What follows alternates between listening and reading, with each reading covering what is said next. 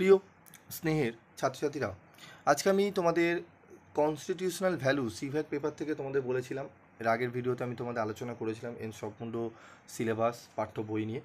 তো আজকের এই ভিডিওতে আমি তোমাদের প্রথম ক্লাস শুরু করব।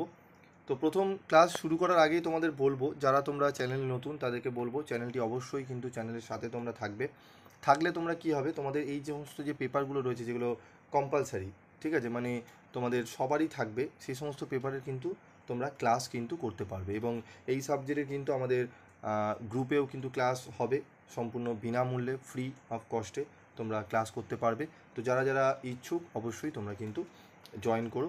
তবে তোমাদের বলবো আজকের এই ভিডিওটি একটু মনোযোগ সহকারে শুনলে বুঝতে পারবে যে তোমরা এই সাবজেক্টের যে কী বিষয় নিয়ে আমাদের কতটা পড়তে হবে, কেন পড়বো, সমস্ত বিষয় আমি আলোচনা করব। এবং তোমরাও বুঝতে পারবে যে পিবি স্যার আসলে কীরকম পড়ায়, ঠিক আছে, কারণ তোমাদের সঙ্গে অনেকেরই আমার আলাপ নেই, আশা করি আস্তে আস্তে আলাপ হয়ে যাবে। তো চলো আমরা আমাদের শুরু করি। তো দেখো, প্রথমেই আমি বলবো যে আমাদের ক্লাস শুরুর আগে আমি তোমাদের বলবো যে তোমরা কি জানো আমাদের দেশ কিভাবে চলে? আচ্ছা, আইন কে বানায়? সংবিধান বলতে আমরা কি বুঝি? এই সমস্ত প্রশ্নগুলো আগে আমাদের জানতে হবে, ঠিক আছে, তারপরে আমরা এই সাবজেক্টের গভীরে আমরা ঢুকবো। তো প্রথমেই আমি তোমাদের বলি, এই সাবজেক্টটির নাম হচ্ছে কি? সাংবিধানিক মূল্যবোধ বা সংবিধানের মূল্যবোধ। তো সংবিধান কাকে বলে সেটি আমাদের আগে জানা প্রয়োজন। তো সংবিধান হলো একটি দেশের সর্বোচ্চ আইন, যা দেশের প্রশাসন, নাগরিকদের অধিকার ও দায়িত্ব নির্ধারণ করে, ঠিক আছে। ভারতের সংবিধান 26শে জানুয়ারি 1950 সালে কার্যকর হয়, ঠিক আছে। তারপর কি হয়েছে, আমাদের এটি হচ্ছে বিশ্বের সবচেয়ে দীর্ঘ লিখিত সংবিধান, ঠিক আছে, বিশ্বের মধ্যে সবচেয়ে বড় লিখিত, ঠিক আছে, সংবিধান হচ্ছে আমাদের ভারতের সংবিধান, কনস্টিটিউশনাল ভ্যালু। তো আমরা এখানে সংবিধান, তোমরা এইভাবে লিখবে, একটু খাতায় পারলে নোট করতে পারো যে সংবিধান সমান সমান দেশের নিয়মের বই প্লাস নাগরিকের অধিকার ও কর্তব্যের মূল নীতি। এটি তোমরা একটু খাতায় কিন্তু নোট করবে। সংবিধান সমান সমান দেশের নিয়মের বই প্লাস নাগরিকের অধিকার ও কর্তব্যের মূল নীতি। এরপর আমরা আসব আমাদের সাংবিধানিক মূল্যবোধ। সাংবিধানিক মূল্যবোধ কী, এটি আমরা একটু জেনে নেব।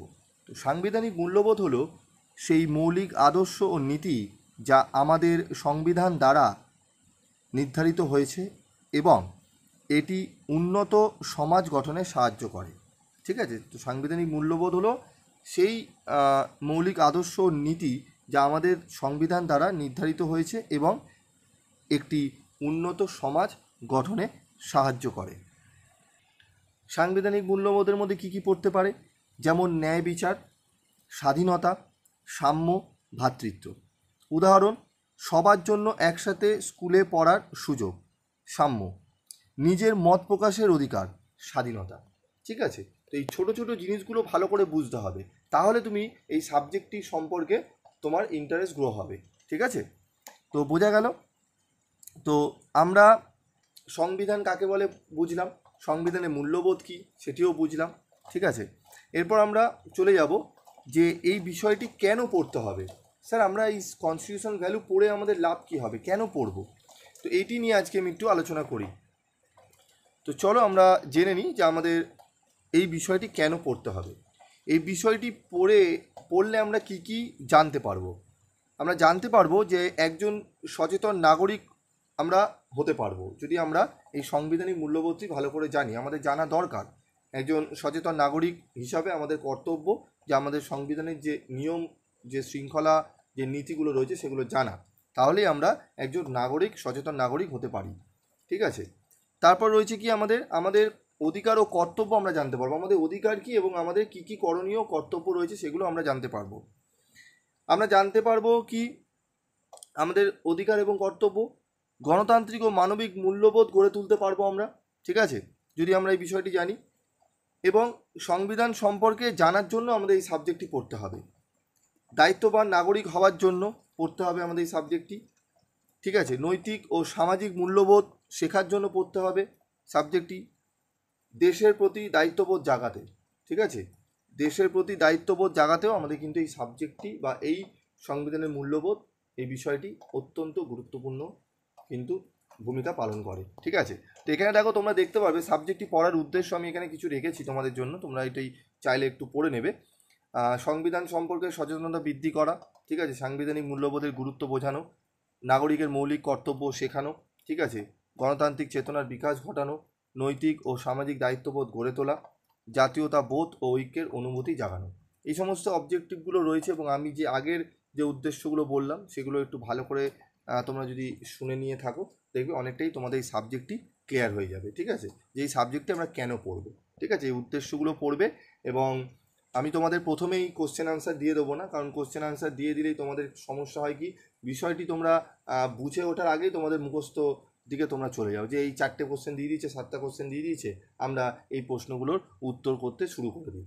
আদৌ সেখানে কতটা কি বুঝলে, আদৌ সাবজেক্টটা কেন ক্যালকাটা ইউনিভার্সিটি বা বিভিন্ন ইউনিভার্সিটি রেখেছেন, কি জন্য রেখেছেন, কেন পড়বো, এই বিষয়গুলো তোমাদের আর জানা হয়ে যায় না, অজানা থেকে যায়। তাই আমি তোমাদের প্রথম ক্লাসে আমি তোমাদের বিষয়গুলোকে বোঝানোর চেষ্টা করলাম। ঠিক আছে, আশা করি তোমাদের ক্লাসে বুঝতে কোনো অসুবিধা হয়নি। তোমরা কমেন্ট করে জানাবে তোমাদের আজকের এই ক্লাসে তোমরা কতটা শিখলে, কি কি জানলে। ঠিক আছে, অবশ্যই তোমরা জানবে এবং ক্লাসটি কেমন লাগলো সেটিও জানাবে। আমি তাহলে পরবর্তী ক্লাসে তোমাদের এই যে সিলেবাস রয়েছে, এই যে সাবজেক্ট রয়েছে, এই সাবজেক্ট থেকে প্রত্যেকটা কোশ্চেন আনসার তোমাদের ইন ডিটেলে আলোচনা করব। ঠিক আছে, তো আজকের মতো ক্লাসটি শেষ করছি, দেখা হচ্ছে পরবর্তী ভিডিওতে। সকলে ভালো থাকবে, সুস্থ থাকবে।